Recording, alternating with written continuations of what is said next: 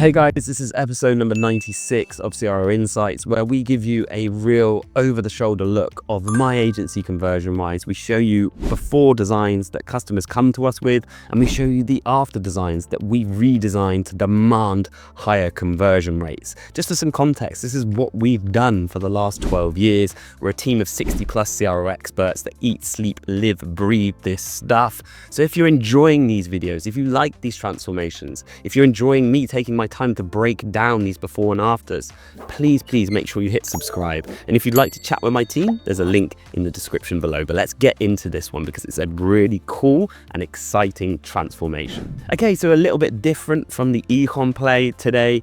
We're going after a lead gen company. Well, it's basically a service provider who do service for companies, business growth consultants, specialists basically.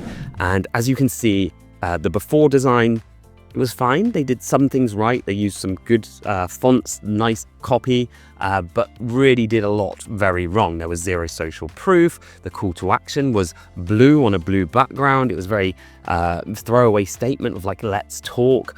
There's no value proposition. There's no benefits here to why I would get in touch with these guys. There's no real clear steps of what happens next. And we've done that on our after design. If you look at this design as a whole, there's lots of big changes here.